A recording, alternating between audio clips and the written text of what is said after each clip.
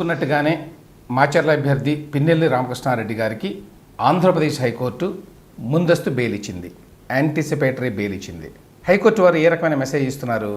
ఏమిస్తున్నారంటే, నేరుగా పోలింగ్ బూత్లోకి వెళ్ళి ఈవీఎంలను పగలగొట్టినా కూడా ఇబ్బంది ఏమీ లేదు, అరెస్టు కానక్కర్లేదు, తీవ్రమైన చర్యలు వెంటనే ఏమీ ఎదుర్కోనక్కర్లేదు, ఆయన్ని జూన్ 6వ తేదీ వరకు అరెస్టు చేయవద్దు అని చెప్పి హైకోర్టు వారు చెప్పారు నిన్న ఆర్డర్స్ ఇచ్చినప్పుడు. అంటే 4వ తేదీన ఎన్నికల కౌంటింగ్ ప్రక్రియ ముగిసిపోతుంది. మనకి 4 సాయంత్రానికో 5వ తేదీకో ఎవరు గెలుస్తున్నారో తెలుస్తుంది. ఆ గెలిచేది కనుక ఒకవేళ మళ్ళీ అధికార పార్టీ కనుక అయితే అప్పుడు ఎలాగో పిన్నెల్లి రామకృష్ణారెడ్డి గారి మీద ఎటువంటి చర్యలు ఉండవు. సో హైకోర్టు వారు కూడా 4వ తేదీన మరి ఈవీఎంలలో ఏ రిజల్ట్ అయితే నిక్షిప్తమై ఉందో దానికి వదిలేశారన్నమాట ఈ మొత్తం ఫేట్ని. దాన్ని బట్టి ఎలాగో ఉంటుంది కాబట్టి ఈ మధ్యలో మనం ఎందుకు దీంట్లో జోక్యం చేసుకోవడం అనుకున్నారేమో తెలియదు. కానీ ఈ రకమైన మధ్యంతర బెయిల్ ఇవ్వడం ద్వారా, మధ్యంతర బెయిల్ కాదు, మధ్యంతర ఉత్తర్వు, కానీ యాంటిసిపేటరీ బెయిల్, ముందస్తు బెయిల్ అన్నమాట, అరెస్ట్ కాకుండా ఈ బెయిల్ ఇవ్వడం ద్వారా హైకోర్టు వాళ్ళు ఏ రకమైన మెసేజ్ ఇస్తున్నారు? ఏమిస్తున్నారంటే, మీరు నేరుగా అభ్యర్థి పోలింగ్ బూత్లోకి వెళ్ళి ఈవీఎంని నేలకేసి కొట్టి పగలగొట్టినా ధ్వంసం చేసినా ఏమీ ఇబ్బంది లేదు అనేటువంటి మెసేజ్ని ఇస్తున్నారు. లేకపోతే ఏ ప్రాతిపదిక మీద మరి హైకోర్టు వారు ఆయనకి ముందస్తు బెయిల్ ఇచ్చారో తెలియదు. మిగతా ఇంకొక 4 అభ్యర్థులు కంటెస్టింగ్ క్యాండిడేట్స్ కూడా వెళ్ళారు. వాళ్ళ మీద కూడా ఏదో రకరకాల కేసులు పెట్టారు పోలీసులు. అరెస్ట్ కాకుండా ముందస్తు బెయిల్ కోసం వెళ్ళారు. అందరికీ కలిపి గంపకొత్తగా హైకోర్టు వారు 5గురికి ఇచ్చారు. అందులో పిన్నెల్లి రామకృష్ణారెడ్డి గారు కూడా ఉన్నారు. దీంతో ఏమవుతుంది, పిన్నెల్లి రామకృష్ణారెడ్డి గారు చేసింది మిగతా వాళ్ళు ఇంకా ఉన్నారు కదా, గోపిరెడ్డి శ్రీనివాసరెడ్డి, కేతిరెడ్డి పెద్దారెడ్డి, చింతమనేని ప్రభాకర్, జేసీ అస్మిత్ రెడ్డి, వీళ్ళకు కూడా ఇచ్చారు ఈ ముందస్తు బెయిల్. రామకృష్ణారెడ్డి గారు చేసినటువంటి చర్య ఏదైతే ఉందో దాని యొక్క తీవ్రతని డైల్యూట్ చేయడం ఇది. మిగతా వాళ్ళ మీద రకరకాల కేసులు ఉండొచ్చు, కానీ ఈవీఎంలు పగలగొట్టిన కేసులు అయితే ఉన్నాయని నేను అనుకోవడం లేదు. మిగతా వాళ్ళ మీద అందరినీ కలిపి ఇప్పుడు ఈ ముందస్తు బెయిల్ ఇవ్వడం ద్వారా పిన్నెల్లి రామకృష్ణారెడ్డి మీద ఉన్న యొక్క కేసు తీవ్రతని బాగా తగ్గించగలిగారు హైకోర్టు వారు. రెండవది, ఈవీఎంలు ధ్వంసం చేసినా కూడా బెయిల్ వస్తుంది అనేటువంటి మెసేజ్ ఇచ్చారు. సో ఆ రకంగా ఉంది మన ప్రజాస్వామ్యం. ఇందులో ఇంకొక విషయం ఏంటంటే, అసలు రామకృష్ణారెడ్డి గారికి ఈ విధంగా ముందస్తు బెయిల్ వస్తుంది అని దాదాపుగా అందరూ ఊహించారు. ఎందుకంటే ఇందుకోసమే ప్రభుత్వ యంత్రాంగం పైనుంచి కింద వరకు, అధికార పార్టీ గుప్పిట్లో ఉన్నటువంటి యంత్రాంగం, అధికార పార్టీ కనుసన్నల్లో నడుస్తున్నటువంటి యంత్రాంగం, వాళ్లే వీలు కల్పించారు ఆయన అరెస్ట్ కాకుండా. తద్వారా హైకోర్టుకు వెళ్ళి ముందస్తు బెయిల్ తీసుకోవడానికి అనువుగా అనే విషయం అందరికీ తెలుసు. ఆ ప్రకారమే జరిగింది. 100% ముందు అనుకున్నటువంటి స్క్రిప్ట్ ప్రకారమే అంతా జరిగింది. మొదటి నుంచి చూడండి ఈ కేసులో. ఫస్ట్ పాయింట్ ఏమిటి, 13వ తేదీన ఎన్నికలు జరిగినాయి. ఈవీఎంని కంటెస్టింగ్ క్యాండిడేటు ప్లస్ ఎమ్మెల్యే అయినటువంటి పిన్నెల్లి రామకృష్ణారెడ్డి గారు పగలగొట్టారు. 14వ తేదీన ఎన్నికల సంఘం వాళ్ళు పోలీసులకి ఎక్కడెక్కడైతే వెబ్కాస్టింగ్ జరిగిందో, ముఖ్యంగా 14 నియోజకవర్గాలు, అక్కడ 100% వెబ్కాస్టింగ్ ఉంది. ఎందుకంటే అవి సమస్యాత్మక నియోజకవర్గాలుగా గుర్తించారు.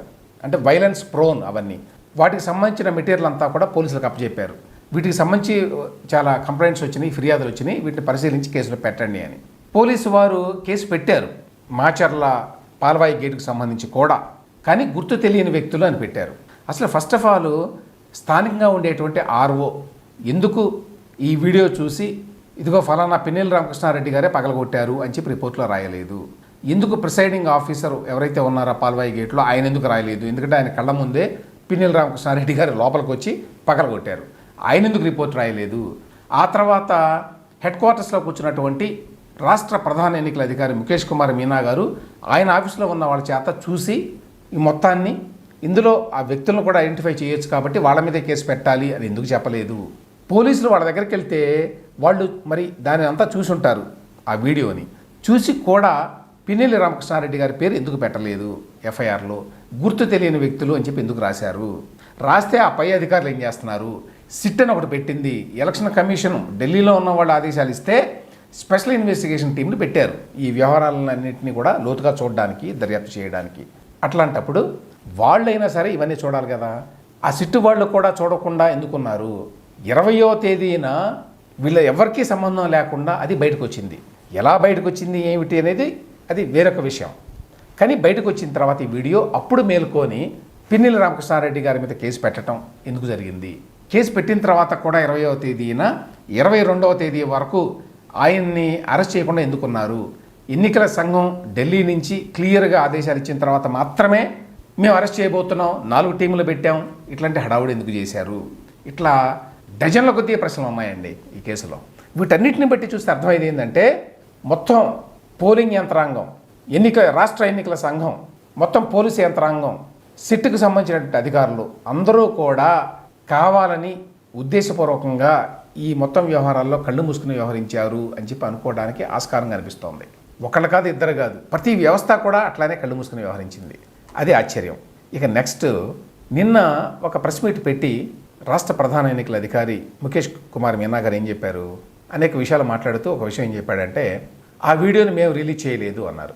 ఈ లోపల సాక్షి పత్రికలో లేక వైఎస్ఆర్సీపీ నాయకులంతా ప్రెస్ మీట్లు పెట్టి ఇది లోకేష్ ట్విట్టర్ అకౌంట్లో వచ్చింది ఈ వీడియో, దాన్ని బేసిస్ మీద కేసు ఎట్లా పెడతారు, ఇది అసలు ఒరిజినల్ కాదు, అసలు ఎన్నికల సంఘమే చెప్పింది, మాకు తెలియదు ఎట్లా వచ్చిందో అని, అంటే ఎన్నికల కమిషన్ మాకు సంబంధం లేదు ఈ వీడియోతో అని చెప్పింది అని చెప్పి అంబటి రాంబాబు గారు ఒక ట్వీట్ కూడా చేశారు.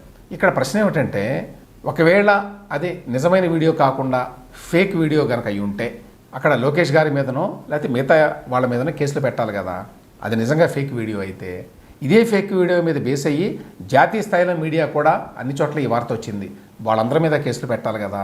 ఇదే వీడియో మీద ఆధారపడి ఎన్నికల సంఘం కూడా ఆదేశించింది, వెంటనే అరెస్ట్ చేయండి పిన్నెల్లి రామకృష్ణారెడ్డి గారిని అని. మరి ఎన్నికల సంఘం కూడా వెనక్కి తీసుకోవాలి కదా వాళ్ళ ఆర్డర్ని. ముఖేష్ కుమార్ మీనా గారు ఈ వీడియో మేము రిలీజ్ చేయలేదు అనే మాట అన్నారు, కానీ ఇది ఫేక్ వీడియో, ఇది నిజమైన వీడియో కాదు అనే మాట చెప్పాలా? అసలు ఎందుకు చెప్పలేదు? స్పష్టంగా అయినా చెప్పాలి కదా.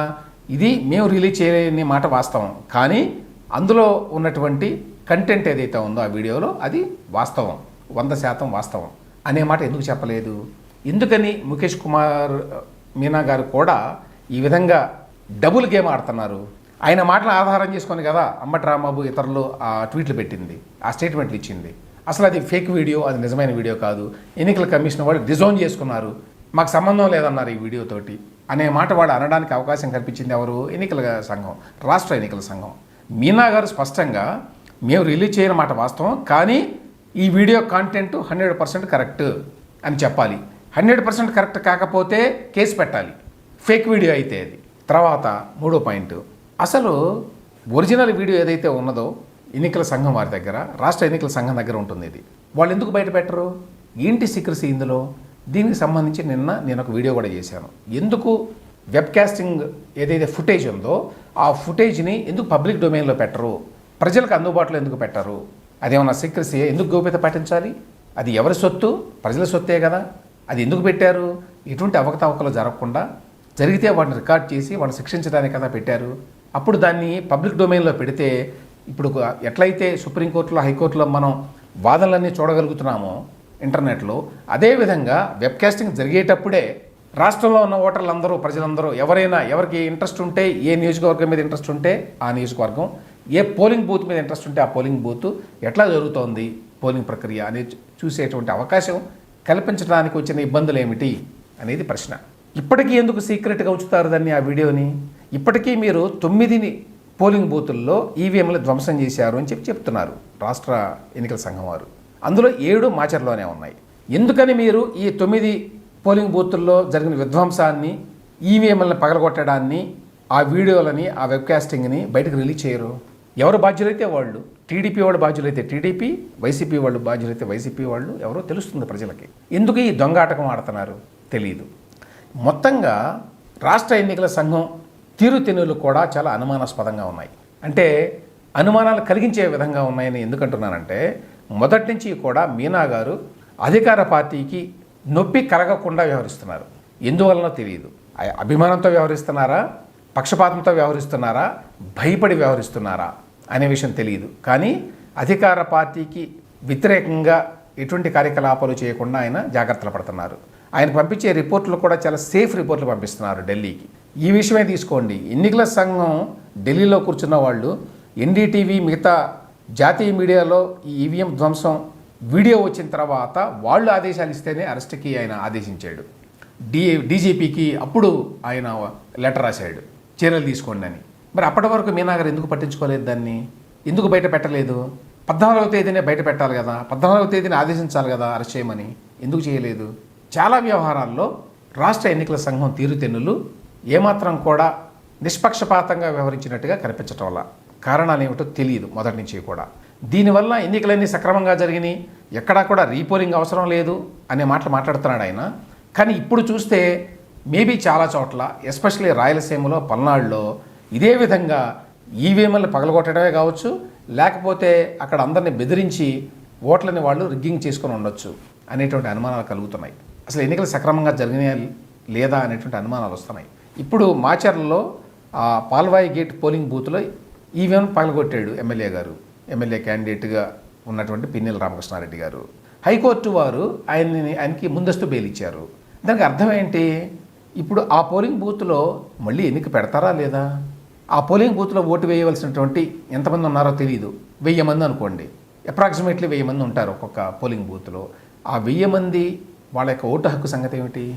ఏమైనట్టు అక్కడ తెలియదు. హైకోర్టు వారు ఆ విషయాల పరిగణలోకి తీసుకున్నారా? ఈ హైకోర్టులో అవతల వైపు ఎవరున్నారండి? పీపీ ఉన్నారు.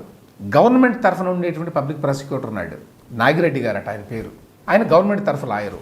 ఆయన పిన్నెల్లి రామకృష్ణారెడ్డి గారికి వ్యతిరేకంగా మాట్లాడతాడా? మాట్లాడరు. అంటే డైల్యూట్ చేయడానికి ప్రయత్నిస్తారు. ఆయనవి గట్టిగా ఆయన రామకృష్ణారెడ్డి గారు పగలగొట్టాడు ఈవీఎం కాబట్టి ఆయనకి బెయిల్ ఇవ్వద్దు, ముందస్తు బెయిల్ మీరు నిరాకరించండి అనే మాట ఎక్కడ అనలేదు, అనేటువంటి అవకాశం కూడా లేదు. కాబట్టి హైకోర్టు ఈసీని అడగాల్సిన అవసరం లేదా ఎన్నికల సంఘం వాళ్ళని? అసలు ఈవీఎం పగలగొట్టాడు అనేటువంటి ఆరోపణ ఉంది ఈ ఎమ్మెల్యే మీద. మిగతా వాళ్ళ మీద ఉండే ఆరోపణలు వేరండి. ఆ గోపిరెడ్డి శ్రీనివాసరెడ్డి, పెద్దిరెడ్డి, అస్మిత్ రెడ్డి, చింతమనేని ప్రభాకర్ వాళ్ళ మీద ఉన్న ఆరోపణలు వేరు. ఈయన మీద ఈవీఎం ధ్వంసం ఆరోపణ ఉంది. అది నిజమా కాదా అనే దాని యొక్క జోలికి వెళ్ళాలా, ప్రాథమికంగా అయినా కనుక్కోవాలి కదా, ఈసీని అడగాలి కదా, ఇది కరెక్టా కాదా, ఇది ఫేక్ వీడియోనా నిజమైన వీడియోనా అనే విషయాన్ని కనుక్కోవడానికి కూడా హైకోర్టు న్యాయమూర్తులు ఏమాత్రం ఆసక్తి చూపించాల. అంటే ఎన్నికల సందర్భంగా చేసేటువంటి సాధారణ అల్లర్లకి ఈవీఎంని ధ్వంసం చేయడానికి మధ్య ఎటువంటి తేడాని హైకోర్టు వారు చూపించలేదు అని దీన్ని బట్టి అర్థమవుతుంది మనకి. మొత్తం వ్యవస్థనంతా కూడా వైసీపీ గుప్పెట్లో పెట్టుకొని తమకు అనుకూలంగా ఏ విధంగా మార్చుకుంది అనేది ఈ డెవలప్మెంట్స్ అన్ని చూస్తే మనకు అర్థమవుతుంది. పోలింగ్ సిబ్బంది దగ్గర నుంచి, రాష్ట్ర ఎన్నికల సంఘం దగ్గర నుంచి, పోలీసుల దగ్గర నుంచి, స్పెషల్ ఇన్వెస్టిగేషన్ టీముల దగ్గర నుంచి ప్రభుత్వంలో ఉన్నటువంటి అన్ని వ్యవస్థలని కూడా వైసీపీ గుప్పెట్లో పెట్టుకుంది. అందువల్లనే ఇన్ని అరాచకాలు చేసినా కూడా వారికి ఎటువంటి శిక్ష కూడా పడేటువంటి అవకాశం లేదు అనేది మరొకసారి ఈ మాచర్ల ఘటన ద్వారా హైకోర్టు ఇచ్చినటువంటి ఈ ముందస్తు బెయిల్ ద్వారా మనకి స్పష్టంగా అర్థమవుతోంది.